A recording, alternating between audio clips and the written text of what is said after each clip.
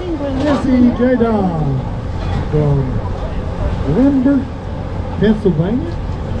Woo, long drive. We appreciate it.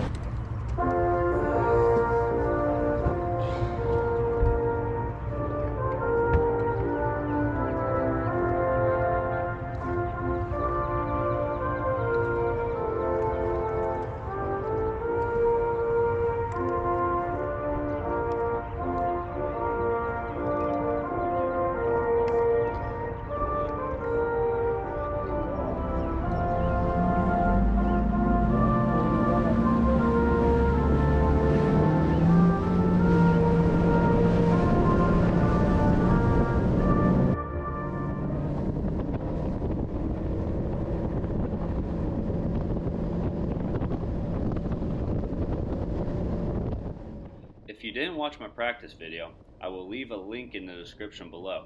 But if you did watch my practice video, however, you already know that yesterday morning was a complete struggle for me. So today I decided to roll the dice and run right around the corner from the takeoff to start on a spot that I found last month on a day after an ABA tournament that I fished. I did not practice here.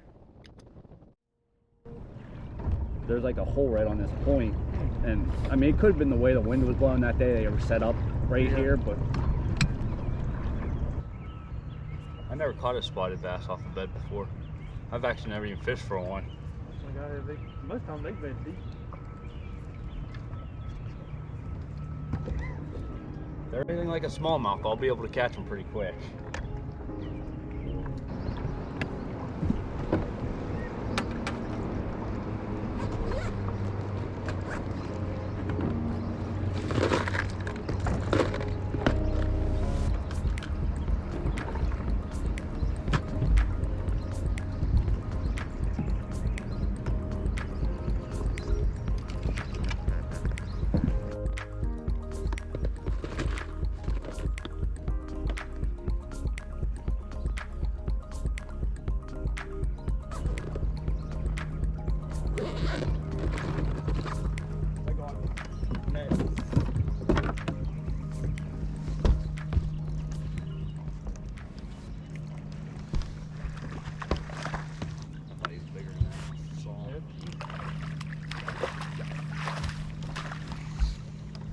To start. After catching that bass off the bed, I get on the trolling motor and troll over to some shallow docks with some walkways to see if I can find any more bass beds and take the time to decide if it's something I want to do for the next hour or two. I really enjoy sight fishing and I'm comfortable looking at them, but never having to fish for spotted bass on bed before, and I did not want to put my co-angler at a disadvantage. I decided to pack up and move on and work my way up the lake. Turns out to be a terrible decision. I'll explain at the end of the video.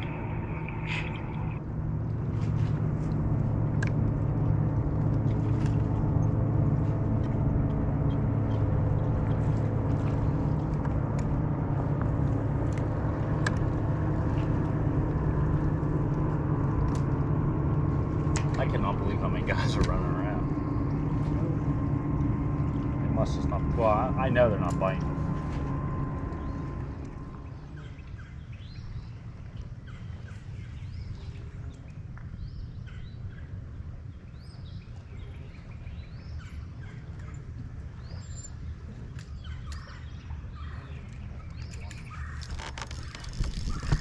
I think it's little. Well, it would have kept it. Huh? Damn it.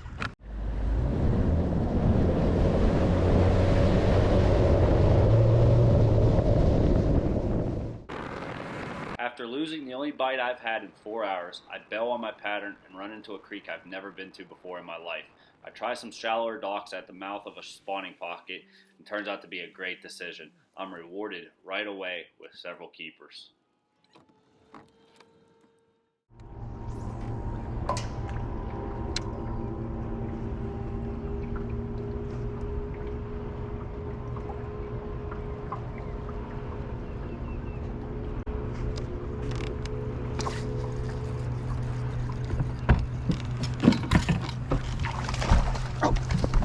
oh my God! Oh.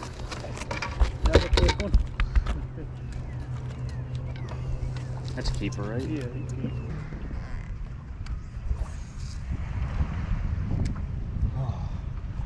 Yeah, he about gave me a heart attack. Yeah. It was like bouncing in the net. I should have just. Isn't it?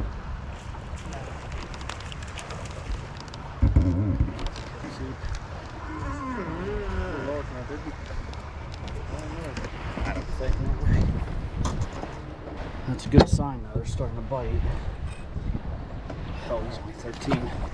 I mean, the largemouth was actually on the wood though. He was on that. Well, and that where that one dog got stuck them too on when you lost my call. That other one was on black float. Was it blackfoot or was it one of them? I thought it was one of them things. The blue ones? Well, that might have been. The one yeah, because that was off the same dock, wasn't it? Yeah. Yeah, it had one of them. But my keeper I just caught, it come off the black float. The largemouth was on the wood.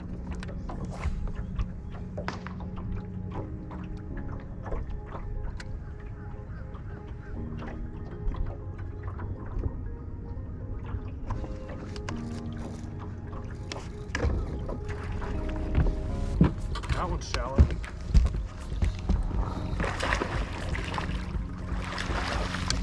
Fish.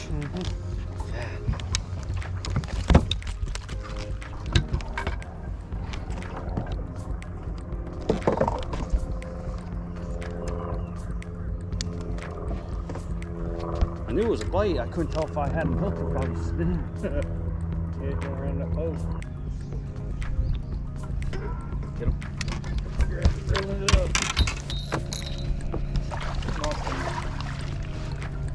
Maybe he's long. Nope. While you're reeling it in. Yeah, I'll reel it up and grab it. They're starting to bite.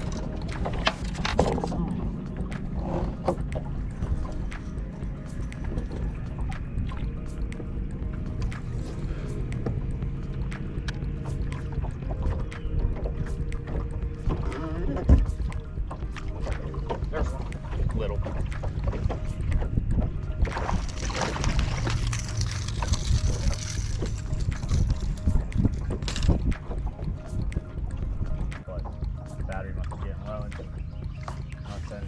Signal because it was that one.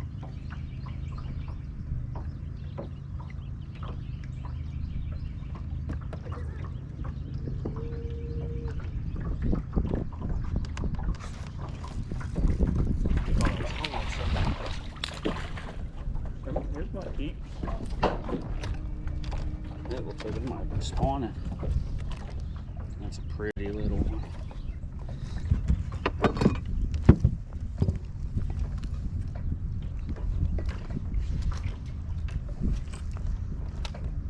Well, 14 and a quarter. But anyway, I like everything else. That damn ice cold, I know that. That was a largie, wasn't it? Yeah. It was just a random cast there to the rock.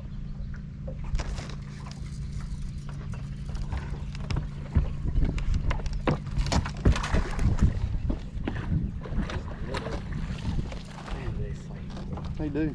I don't think that's even a keeper. I thought for sure it was when I hooked it. It's not. It might be close. Can you imagine that? It might be. No, I don't think. Yeah, you know what? If he would relax, I think he might be. He's bigger than, he's fatter than that. He's heavier than the one I have.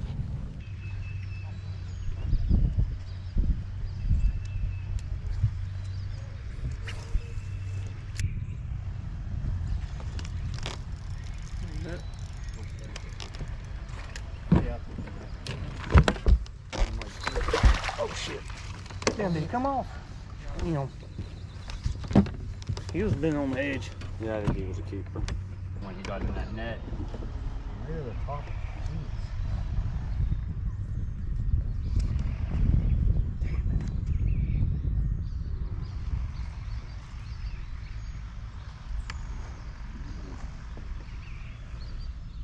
Damn it.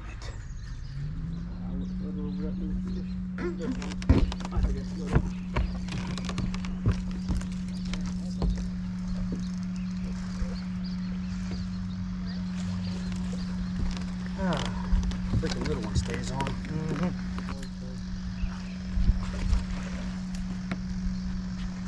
The good one comes off and the little one stays on.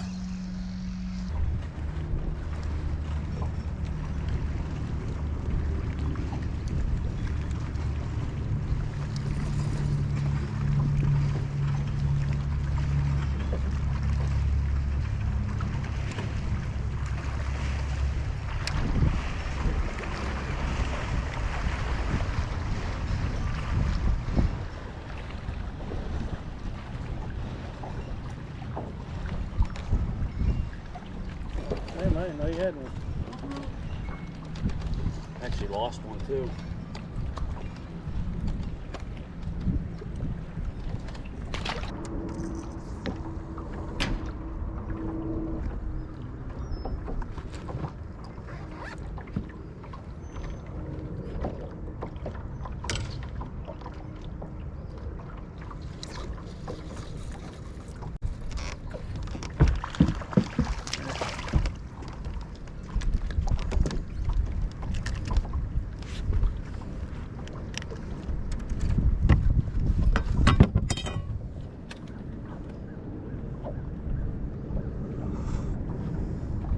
He touches. After catching my limit fish with 90 minutes of fishing time left, I have to decide to stay in the area that I am in, where I am getting bites, but I'm struggling to catch anything decent. But I feel like there is a chance of catching a kicker largemouth in this area. Or do I sacrifice 20 minutes of fishing time to make a run further away from the takeoff to an area up lake where I caught several 2-pound spotted bass the day before in practice?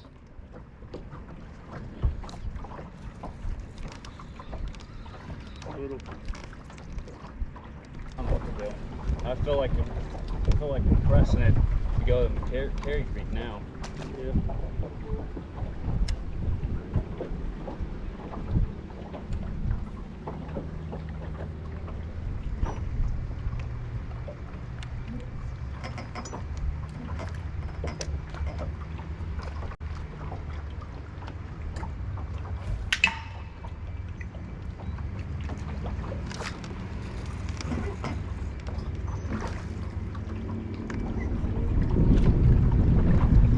So we run 10 minutes up to Carry Creek, and then 25 minutes down. It's 35 minutes of run time. I'm gonna kick myself for not going up there. We leave now, we'll have a solid hour of fishing up there. Let's do it.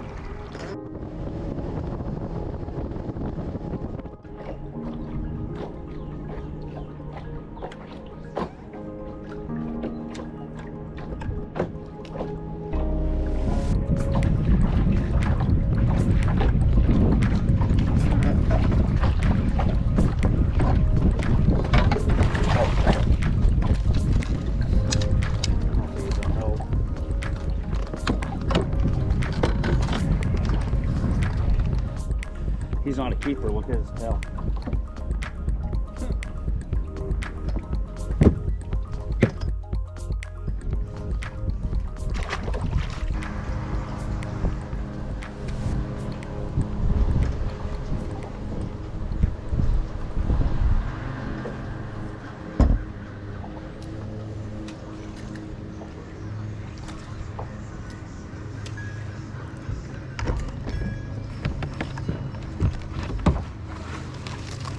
That'll help a little bit.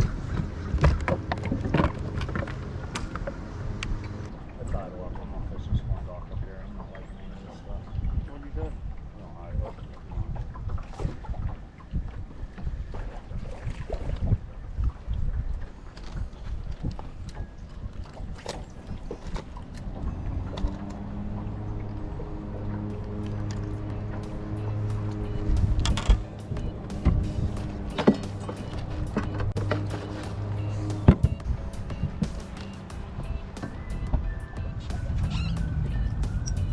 I think that's the smallest one. Oh, you got. Oh, they're all that size. All babies.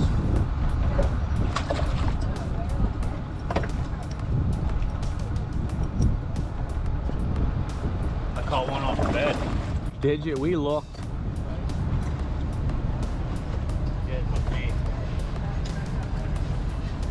It took me all about 30 seconds to find a bed. First thing this morning. No more then? How many is it? I don't know. 5 for 5. Jesse J. Don from Lindbergh, Pennsylvania. Woo, long drive. We appreciate it. Yeah, your lakes are still a little bit hard, aren't they? Well, we appreciate you being down here fishing with us on this beautiful day. It's up near Johnson. Well, Got 5 in the bag. 156. It's going to weigh 8 pounds, 13 ounces. Got you a start on your year, and we appreciate it. Hope to see you next time. William Wright's coming up. Well, it's time to talk about what I did right and what I did wrong. Coming out of North Carolina, empty-handed without a check, obviously I made more bad decisions than good ones. One really good decision I made was first thing tournament morning to run to a spot that I didn't practice on, stayed close. You know, basically I was fishing on house money for the first half of the day. I had nothing to go to until the afternoon. So I really didn't have anything to lose. I made the decision to go to a spot that I found a month ago, and it paid off really quickly with a keeper that I actually caught off a bed. And this showed me that there was some sight fish to be caught, and it actually led me to make probably the most costly mistake of my tournament, was not pursuing that harder. I took about 5 minutes and actually went looking for a couple more beds. I didn't find any, and I kind of thought to myself, is this something I want to do for an hour, 2 hours, 3 hours while I was playing on house money? And you know, looking back on it, absolutely, it was a terrible decision to leave that area. After talking to some buddies at the weigh-in and finding out that's how they cashed a check with sight fishing, and told me that the guy that ended up winning the tournament was sight fishing, it was a terrible decision for me to leave that area and start working my way up the lake towards the areas that I practiced in. The reason I left was basically I'd never sight fished in North Carolina before, and I've never sight fished for spotted bass before, and I just don't know much about them. And I also didn't want to screw my co-angler. That was the main reason I didn't pursue the sight fishing. My co-angler would have been at a terrible disadvantage. I fished co-angler for a long time, and I know how bad it can be to draw a guy that's sight fishing. Another bad decision was not having a bite in hours kind of forced me to go to my areas a little sooner than I should have, and my timing was off. I fished some of my best spots too early. If you watch my practice video, I caught a great big largemouth off a particular dock that I really like. I went there in the morning when I needed to be there in the afternoon, and I never went back to it, and that was a big mistake. One good decision I made was about at noon, I kind of bailed on the pattern I was fishing. I was fishing docks in 10 to 15 foot of water for pre-spawn fish, and I just wasn't getting any bites. At noon, I decided to go into a creek that I've never been to before, find a dock that looked good to me. It was at the mouth of a spawning pocket in about 5 foot of water, and I think on my first cast I caught a keeper, and then I caught a couple more right after that, and it kind of showed me what to do the rest of the day, and I ran that the rest of the day and salvaged my tournament. It didn't get me up there where I needed to be, but it did save me from bombing. I ended up finishing 59th out of 185 boats, I believe, in this tournament. It's not a terribly bad finish. It's not what we were shooting for, but I'm actually sitting okay in points. Unfortunately, though, I'm not 100% sure I'm going to be able to finish out the North Carolina division of the BFLs. Gas prices during this tournament went from $3.75 to $4.30 where I live. At that pace, I'm probably not going to be able to afford to drive down to North Carolina to fish the BFLs. I'm fishing Lake Eufaula in Alabama next month. It's going to be an expensive trip, but the tournament pays out pretty good. It's the national championships. Fortunate enough to have a really good tournament down there, come home with some money that I can put aside to fish the rest of the BFLs this year. If not though, don't worry, we'll be fishing a bunch around the house. Even if I have to sell a kidney just to pay for gas money, that's what we'll do. So there's a lot more coming, so stay tuned. If you guys liked the video, please hit the like button. If you want to follow along with future videos, hit the subscribe button. Also, this is only my third YouTube video that I put a lot of time into. I feel like I'm getting a little better at it. But if you guys want to leave me a comment down below on any ways or any feedback, negative or positive, I'd greatly appreciate it. I would love to try to get better at this. So if there's anything you guys don't like what I'm doing, let me know. I'd love to hear about it, and I'd love to try to improve. So thanks for watching, and we'll see you later.